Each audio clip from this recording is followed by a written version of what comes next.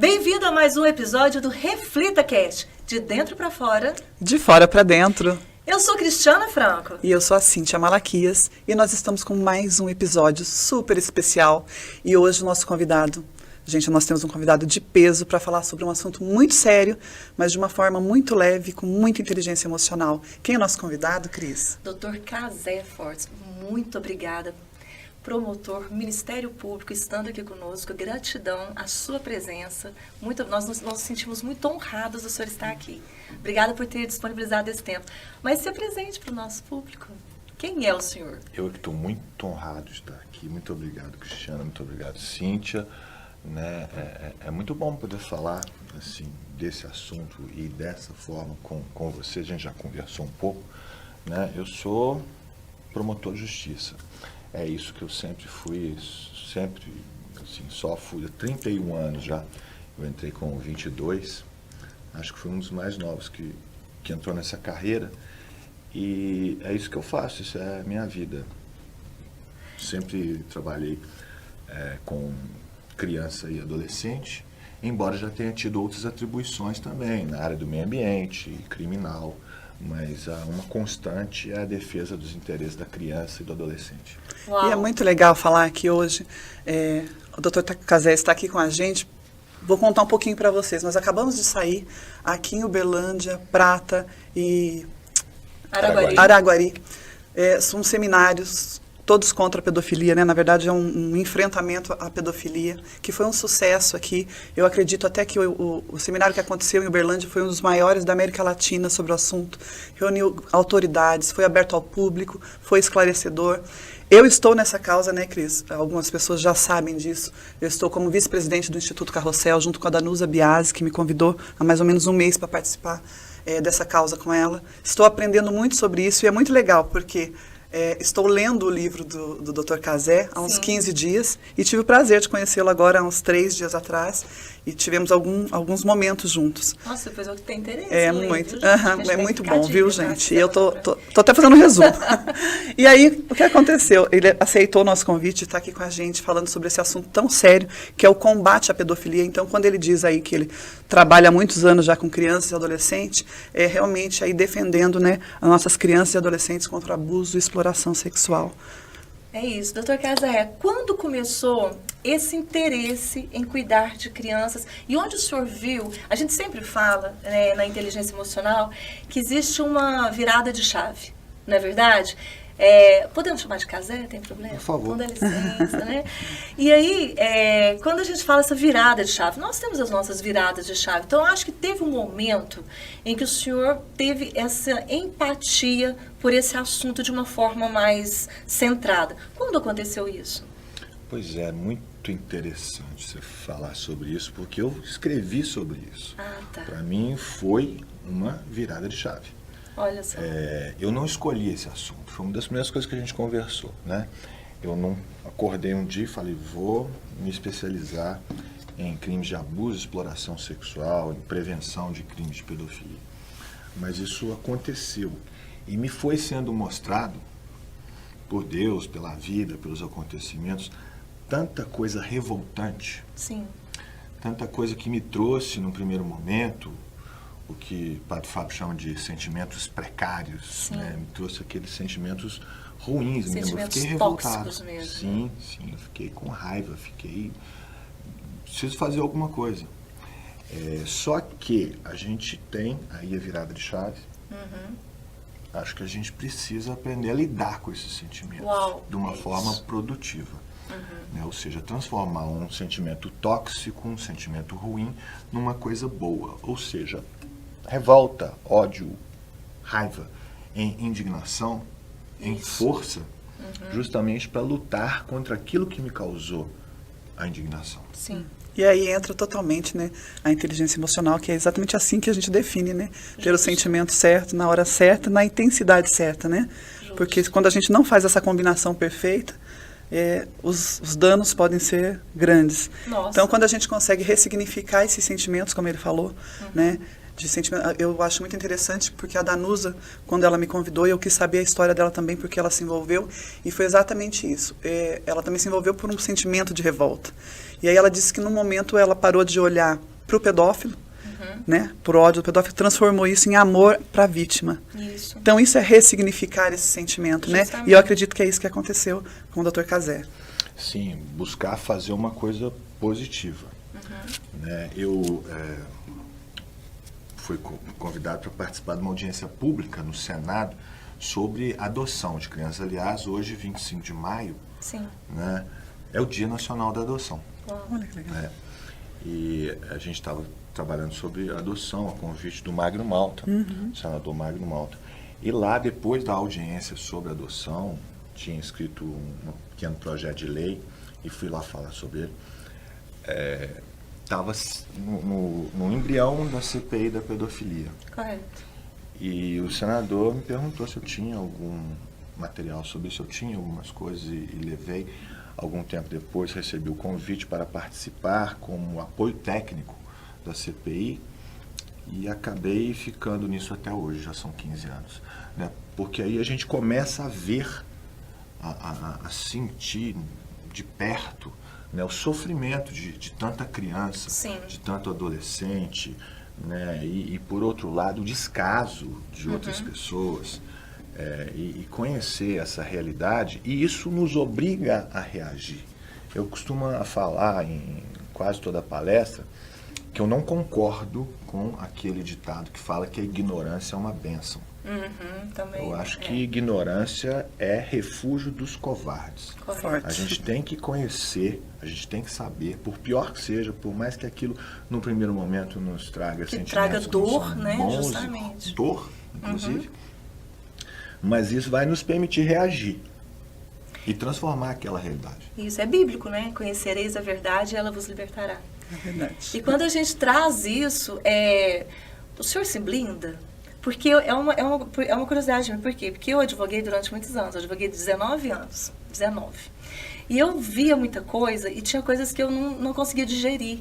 E eu não tinha aquela inteligência emocional para saber lidar. Hoje, o senhor tem algum ato de blindagem para não se... Tão afetado? Não no ser caso? afetado com esse sentimento tóxico que é diário, né? Porque todos os dias vem um caso. Quando o senhor pensa assim, então tem mais uma coisa absurda que possa vir, vem uma coisa pior que a gente consegue visualizar. Sim. Pelo menos as palestras que eu participei, eu estive no seminário, são coisas muito fortes, né? Então, assim, são realidades em que a gente, às vezes, igual o senhor falou, estão... tão próximas, mas é porque às vezes algumas pessoas a gente não parou para ver, não parou para abrir os olhos de que está bem Muitas perto. vezes a gente não enxerga o que está diante do seu nariz. Diante do nariz, isso. E você começa a ter outra visão de certas Justamente. situações. O senhor se né? blinda? Eu acho que de um certo modo sim, embora eu nunca tenha pensado nisso dessa forma, Sim. nunca parei para refletir. Mas eu acho que a própria maneira de viver e de acreditar nas coisas, eu acredito muito em fazer aquilo que tem que ser feito, Correto. de fazer o que é certo. E fico feliz em fazer isso da melhor maneira possível. Né? É claro que eu quero atingir um objetivo, mas eu acho que um dos objetivos é agir na direção certa. É isso. Isso me deixa satisfeito às vezes. Às vezes não, às vezes a gente vê que faz o máximo de esforço, não consegue o que você quer, mas não desisto não. Ainda bem. Ainda Isso é bem, bom. né? Persistir é bênção, né? Exatamente. Você sabe que eu tenho, a partir do momento que eu entrei nessa luta, né, no Todos contra a Pedofilia, no projeto Carrossel, eu tenho recebido muito questionamento, e você deve entender muito sobre isso, porque hoje eu sou mãe de 4 filhos, né, tenho uma vida confortável, e as pessoas me perguntam assim, para que você está se metendo nisso? Sabe? E é uma pergunta constante que vem para mim, mas por que se meter com isso? Olha só o que você está fazendo. E aí eu não consigo acreditar que uma pessoa acha que isso pode ser um desprazer, sabe? Uma coisa que está incomodando a minha vida, que para mim é propósito. O dia que eu me encontrei, me deparei com essa causa, que eu fui estudar mais sobre isso, porque fica meio longe para a gente, você fica escutando pedofilia, viu? Fica tão distante quando você não se aprofunda. Então, quando eu comecei a me aprofundar, eu lembro que numa primeira palestra que eu fiz, na última palestra que a gente fez no Reflita, né? Eu fui a fundo aí na minha vida e eu estava conversando até com a doutora Paula, que hoje em dia, se a gente parar para conversar num grupo de 10 mulheres, a minoria delas é que não foi explorada de alguma maneira, ou molestada, né, ou abusada de alguma maneira. E quando você vê que essa realidade ela é tão presente na nossa vida e a gente se cala tanto a respeito dela, quando isso chegou até mim, eu falei, não, foi isso, eu não procurei essa causa. Essa causa, ela veio até a mim. E quando ela chegou até mim, eu falei, peraí, eu tenho que agir. Eu não vou conseguir mais fazer de conta que ela não existe. Esse é o meu papel. Então, é interessante como muitas pessoas muito próximas tiveram essa atitude de, sabe, da ignorância é uma benção que você falou? Tipo, prefiro não saber. Não fala sobre isso comigo, não, nem fala sobre isso. E aí eu falo, gente, mas tudo bem, cada um tem a sua missão, cada um sabe, né, para que veio, né, e a minha missão, assim, eu acredito que uma delas é hoje estar É que vem a de frente. empatia, né, nós nos colocamos o seguinte, essa pessoa, ela está dando o melhor que ela tem mediante o que ela recebeu, né? Exatamente. Doutor, quando o senhor teve a pior sensação ao se deparar com uma situação em que o senhor já esteve frente a frente com um pedófilo, assim, em que o senhor precisava tomar uma decisão, qual foi a sua atitude? Muitas vezes, mas o pior momento eu sei exatamente qual foi. Eu faço questão de relatá-lo em quase todas as palestras. Você pode relatar para nós? Posso, não vou entrar em detalhes, né?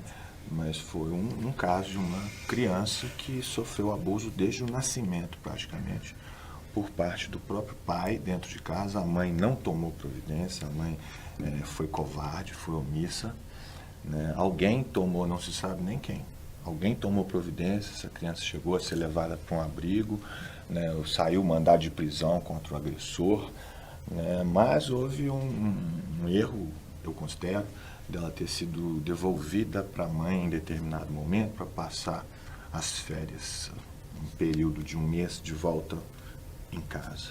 E nesse momento aquele criminoso que já tinha até mandado de prisão em aberto, né, voltou e abusou dela de uma forma tão brutal que causou a morte dela. Meu Deus. É chocante, né? E eu, lendo sobre esse caso, examinando as peças e ouvindo esse sujeito confessar isso, ele foi ouvido e ele não teve pudor algum em confessar tudo que aconteceu. E eu ouvi aquilo e vi o auto de corpo de delito que tem. Você sabe como é que é um auto de corpo de delito, né? Tem fotos ali, muitas vezes chocantes. Eu não gosto de ver aquilo, mas vejo todo dia, faz parte do trabalho. Pior que eu vi foi dessa criança. Depois dela ter sido estuprada e morta. Pelo agressor que já tinha um mandado de prisão. Depois dela já está no abrigo. E do lado da mãe. Da mãe. Ela teve 3 meses na vida em que ela não foi torturada.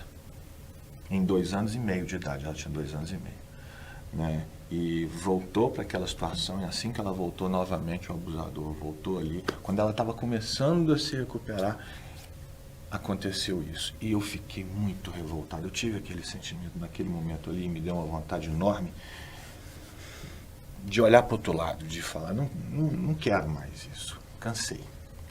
Estou farto, estou cheio. Isso está me fazendo mal e estou com muita raiva. E nesse momento ouvi aquela palavra que você citou hoje, que é a correta. Eu fiz isso ainda que inconscientemente, a ressignificação desse sentimento. Eu falei, não, se Deus me mostrou isso aí, esfregou na minha cara praticamente, me causou isso tudo, não foi para eu ficar calado e me esconder. Justo, era para tomar uma atitude. Porque eu tenho condição de fazer alguma coisa. Justamente. Né? Então, procurei fazer e tenho procurado fazer dentro das minhas limitações. Né? E graças a Deus, com a colaboração de muita gente boa, e cada vez chega mais gente, tá aí a Cíntia, né?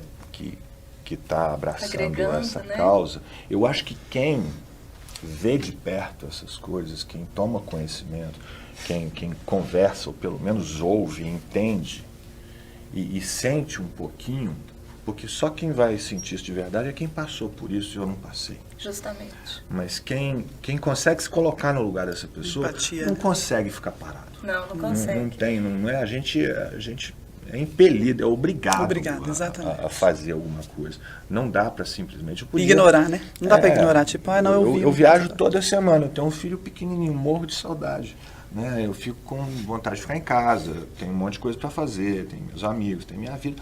Mas viajo, faço palestra, às vezes para muita gente, como foi esses dias, às vezes para pouca gente. Mas É aquilo que eu te falei. Independente das Isso. pessoas que estão ali, elas são as pessoas que precisavam estar ali ouvindo, né? Eu acredito muito É, nisso. e eu sei que estou fazendo o melhor que eu posso. Com certeza, Exatamente, que é o com melhor. certeza. E por que eu vou falar? Porque eu imagino, e assim, eu não consigo imaginar, na verdade, a sua dor ao se deparar com essa situação, né? Mas eu tive um momento na minha vida em que foi muito próximo. Eu contei para o senhor no dia da palestra, porque as pessoas não sabem até, eu acho, muitas pessoas, mas uma das grandes causas que me levaram a não ter, a parar de advogar, foi uma vez em que eu advoguei para um cliente meu, que era cliente meu trabalhista, e ele chegou e falou assim, eu preciso que a senhora faça uma defesa para mim. Aí eu falei assim, eu não faço criminal. Né? Eu sempre fui trabalhista e empresarial. Eu falei assim, eu não faço criminal. Ele falou assim, não, mas eu estou sendo injustiçado. Aí eu falei assim, principalmente nessa área, que era a enteada falando que estava sendo abusada pelo padrasto, por ele, no caso. E aí ele falou assim, não, a minha mulher veio aqui, a mulher dele chega lá, que é a mãe da criança.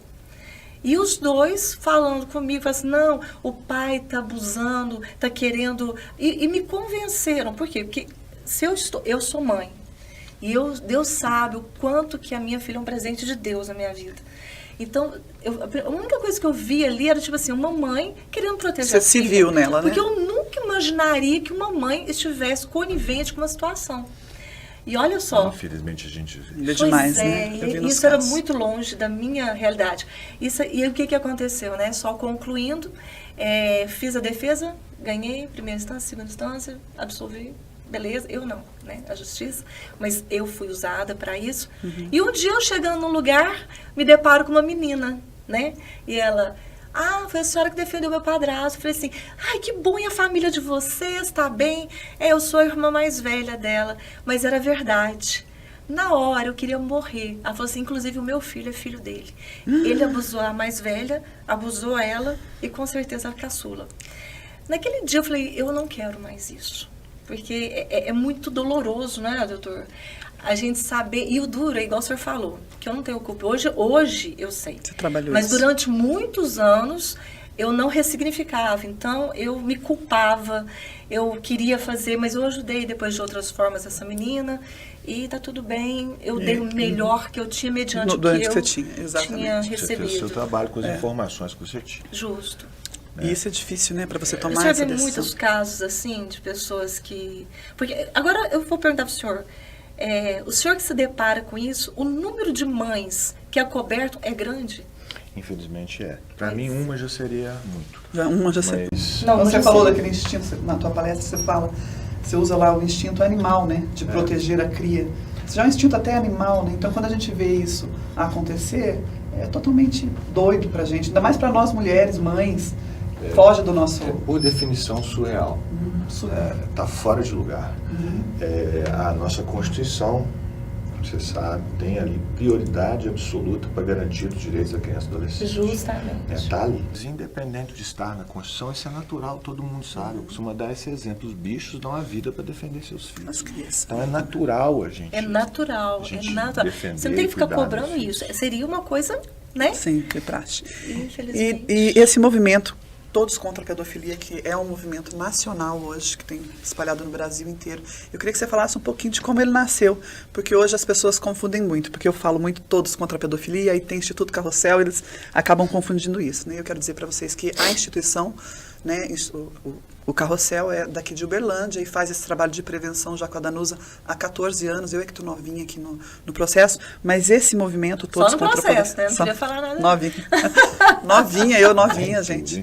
É brincadeira. Não parou, só pra tinha que ter, quebrar. corta, por favor, nessa parte. Mas assim, o movimento Todos contra a Pedofilia, que é um movimento aí que abrange o Brasil todo, várias cidades do país. Como nasceu esse movimento? Você pode contar um pouquinho para nós? Isso nasceu sem pretensão, nasceu no âmbito da CPI da pedofilia. Essa frase foi cunhada pelo Magno Malta, né, e foi usada em alguns eventos durante a CPI. E depois disso, eu e outras pessoas, e o próprio Magno, começamos a fazer palestra e levar essa ideia, explicando o que significa Todos contra a Pedofilia. Pedofilia no sentido jurídico da palavra, ou seja, os crimes sexuais contra a criança e o adolescente. Claro. Muita gente fala assim, mas não tem pedofilia no Código Penal. Tem crimes de pedofilia. Essa palavra não tem. Mas ali a gente tem os crimes contra a dignidade sexual. Sim. Como tem também os crimes de pornografia infantil no Estatuto Criança e Adolescente. Correto. Eu até participei da redação da lei que criou os crimes de pornografia infantil. Eu, dentro da CPI da pedofilia, junto com muitas outras pessoas, claro. Né? E o conjunto desses delitos de natureza sexual, quando praticados contra uma criança ou adolescente, a gente chama de crime de pedofilia. Para ficar mais fácil a comunicação, dizemos todos contra a pedofilia. Queremos dizer todos contra abuso sexual, exploração sexual, estupro de vulnerável, tráfico de crianças e adolescentes, pornografia infantil, prostituição de crianças e adolescentes, etc., etc., que são dezenas de crimes dentro da pedofilia. Né? E essa frase, essa camisa, um adesivo, e não só todos contra a pedofilia, mas outras campanhas que existem no mesmo sentido, faça bonito, proteja nossas crianças e tantas outras que existem fora do Brasil, inclusive, tem uma função muito importante, não só de despertar o interesse das pessoas para ficarem mais atentas Sim. aos seus filhos, aos seus vizinhos, aos seus amigos, mas também para dar um recado de que a sociedade quer a proteção das suas crianças. Que nós queremos que esse artigo da Constituição, que é a única vez que a Constituição usa o termo absoluta prioridade, tem que ser colocado em prática. Sim. E também é um recado para qualquer criminoso em potencial. Porque o criminoso que pratica abuso, exploração sexual, criminoso pedófilo, digamos assim, Aquele que não tem cara, né, doutor? ele pode ser homem, pode ser mulher, pode ser rico, porque pobre, pode a gente ser tem uma mania, religioso né? Eu ou acho não. que uma mania de achar que tem cara, né? Nunca Ainda mais quando você não está envolvido no assunto, depois que a gente se aprofunda é diferente. Pode Mas ser quando a qualquer gente não está, pessoa. acha que aquela pessoa vai ter cara, vai ter, aquele tem cara, aquele Não, não não tem. Exatamente o contrário, né? É. São sob nenhuma suspeita. Pode ser um cara estranho, pode ser um cara super simpático, É. não sei, pode ser qualquer pessoa. O que todos eles têm em comum é a covardia. É a covardia. A covardia é a falta de escrúpulo também. Porque eles querem satisfazer aquele desejo de ter sexo com uma criança, ou de pornografia infantil, seja o que for, sem se importar com os danos gravíssimos que eles vão causar na vida daquela criança. As sequelas que ficam pra Pensam vida no inteira. momento, né? Inclusive, é uma curiosidade minha, saber o seguinte: eu aprendi, e ao longo da vida, inclusive a gente sempre vê, quando a gente vai praticando sobre inteligência emocional, sobre ressignificar, que nós somos vítimas de outras vítimas, certo? O senhor acredita, ou existe um estudo em que faça uma constatação se essas pessoas receberam abuso anteriormente, ou isso não é feito, ou existe sim o índice, não é tão alto? O senhor tem alguma ideia com relação a isso? Existem muitos casos em que a pessoa repete o comportamento. Isso, porque a gente fala sobre repetição de padrão. A gente né? viu um caso aí gravíssimo e que é muito pouco divulgado, que eu estou fazendo questão de falar sobre ele, que é o caso das Casas Bahia. Não sei se você já ouviu falar, o caso do administrador das Casas Bahia, o Samuel Klein, que abusou de dezenas de crianças num esquema enorme, caro. Esquema profissional, né? É um esquema profissional, uma Meu coisa Deus, horrorosa. que é Horrorosa. isso? E faleceu sem ter sido sequer processado. E o filho dele, Saul Klein, e eu estou falando o nome porque está nos Tá meios de exposto, comunicação né? aí, que está sendo investigado e brevemente deverá ser processado porque faz a mesmíssima coisa. Ou seja, Né? ele Usa o pode ter poder sido econômico. abusado do pai também. Porque, segundo algumas coisas que eu estudos, vejo, né? alguns estudos, existe uma repetição de padrão, né? Então, que a gente começa a repetir aquilo que a gente viu. Por isso que a gente fala muito sobre somos vítimas de outras vítimas, né? Então, que a gente vai trazendo algumas coisas. O senhor acredita nisso? Ou não? Pode ser que sim. Pode Mas ser isso que não exime, isso tá? não- Isso não isso exime, não- a de maneira culpa alguma não exime, a justifica de forma responsabilidade não justifica. Até porque eu conheço muitas pessoas Que que isso? sofreram abuso e hoje eles fazem exatamente o Contrário. contrário. Protegem a É criança. o ressignificado. Por Eles isso que a estão gente fala, trabalhando é a do lado da forma como eu gente. vou lidar com isso. É por isso que eu falo muito, inclusive eu e a Cíntia, nós temos um projeto numa outra instituição que chama Reescrevendo Histórias. E nessa instituição são crianças que são levadas lá, acima de 6 anos de idade, onde elas têm a oportunidade de conhecer vários cursos, entre outras coisas, e a gente vai levar sobre isso. Por quê? Porque está implícito. Independente da classe social, a gente vê que o abuso a criança e adolescente. Então, assim, eu tenho vários casos que já chegaram para mim já como coach, Por isso que eu acredito muito, o tanto que Deus nos usa, né? Então, Sim. e que Ele vai nos colocando em situações. Uma moça veio uma vez me procurar, ela já tinha feito terapia, porque eu não sou psicóloga. Todo mundo fala, coach é psicólogo. Não, nós não somos psicólogos. E sabemos que não somos, né? né? Não somos, Porque às sabemos. vezes você acha, não, a gente sabe que não é, tá nós tudo certo. sabemos e olha, quando Sabemos alguém até onde vier, podemos ir. fala, trauma a gente não trabalha, mas a gente ressignifica. O que é ressignificar? Essa menina, ela queria casar. E ela tinha sido abusada pelo pai, dos 8 aos 12, e o pai não só abusava dela, como colocava a quadrilha dele para abusar da criança, que era filha dele. Olha a situação dessa menina. E quando ela veio para mim, ela veio assim, ela já tinha feito terapia, já tinha lidado com o trauma, mas nós trabalhamos para ressignificar qualquer coisa. É necessário que haja perdão. E é incrível como uma pessoa que sofre abuso, mais do que perdoar alguém, ela precisa se perdoar. Muitos se culpam. Muitos se culpam, por isso vem os suicídios, e entre outros, a mutilação, porque ela acredita que não é digna. E essa menina, nesse caso, ela não conseguia ter um relacionamento ou casar, por quê? Porque ela apaixonou pelo pai.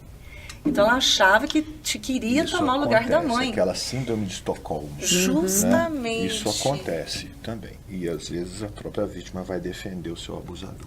Isso. Né? Nós temos vários casos assim.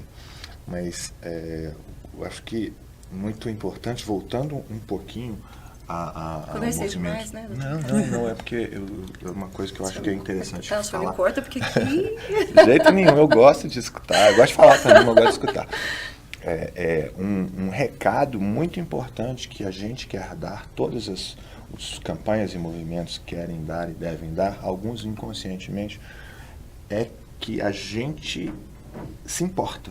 Isso. A gente está prestando atenção. Isso. Que as nossas crianças, sejam elas nossos filhos, ou sejam simplesmente vizinhos, ou alunos, ou conhecidos, eles não estão negligenciados. Eles não estão abandonados. E cada um em sua função. Sim. Né? Nós exercendo as nossas funções na sociedade, a gente está aí para... Eles têm que ser lembrados. Isso. Eles têm que ser...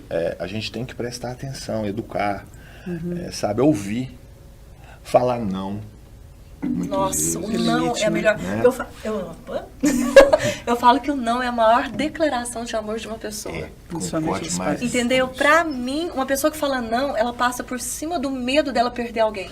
Tem uma música do Não Renato é? Russo que fala isso. Eu te amo tanto, não exatamente com essas palavras, mas eu te amo tanto que eu vou te contrariar sob pena de eu te perder, mas de você ficar bem. É isso. Ótimo, Nossa, né? muito obrigada. Inclusive, Arrasou.